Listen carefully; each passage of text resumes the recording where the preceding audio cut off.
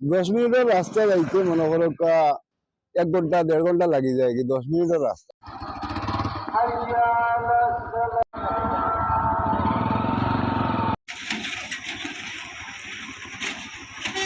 জকিগঞ্জের রাস্তার অবস্থা খুব শোচনীয়।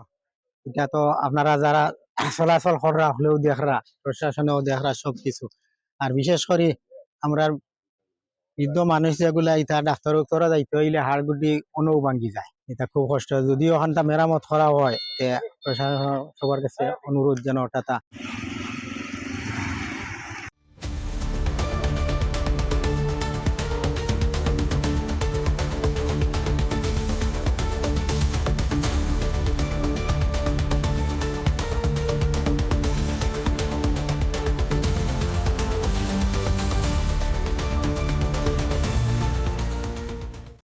পান্ডার কারণে 10 টাকা ভাড়া 30 টাকা লয় বুঝলি।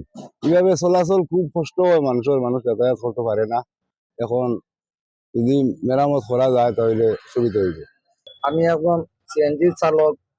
তেও এখানে আমরা 0 পয়েন্ট থাকিয়া জকিগঞ্জ পর্যন্ত খুব একটা খারাপ রাস্তা। মনে করো আমরা একটা গাড়ি লইয়া যাইতে অনেক কষ্ট হয় আমাদের।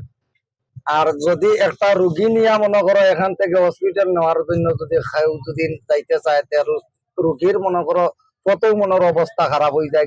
ইলা পর্যন্ত মনে করো রাস্তা খারাপ। শেওলা তাকিয়া একবারে তোমার 0 পয়েন্ট পর্যন্ত জকিগঞ্জ পর্যন্ত তোমার এই অবস্থা খারাপ রাস্তাঘাট।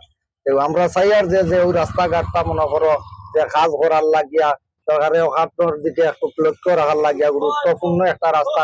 সব গাড়ি এই রাস্তা আসা যাওয়া করে, কিন্তু এই রাস্তাটার কোনো কাজকর্ম হচ্ছে না। রোগী তো খেয়ে বললে ভাই জানে শেষ বুঝছো নি, মানে লাইভ বর্মা দুই রাস্তার কারণে ভাই রাইড বেশি হওয়া যায়, গাড়ি পাওয়া যায় না, কিছু হওয়া যায় না ভাই। 10 টাকার জায়গায় 20 টাকা ভাড়া দেওয়া লাগে, মানে খুব কষ্টের মাঝে আমরা আছি ভাই। মানে স্কুল কলেজে যাইতাম পারি না ভাই, মানে খুব একটা ভোগান্তি শিকার হই আর। পার্সেল অনেক কিছু ক্ষয় হয়, বিয়ারিং টিয়ারিং ভাঙ্গি যায়, চিপ মারতাম পারি না, খুব বহল অবস্থা। মেঘবানি দিলে রোডও পানি জমি যায়। আর ও রাস্তাটা হওয়ার জন্য কোনো ব্যবস্থা হয় জানি। আর আসলে মধ্যে হইলো গিয়া রাস্তার কারণে অনেক বিভ্রান্তিতে আমরা শিকার হই। কারণ অনেক সময় তো দুর্ঘটনা হয়, অ্যাক্সিডেন্ট হয়, কারণ রাস্তা ভালো নাই তো অনেক সময় যানজট হয়, খুব বেশি কষ্ট হয় গাড়ি চালাইতে।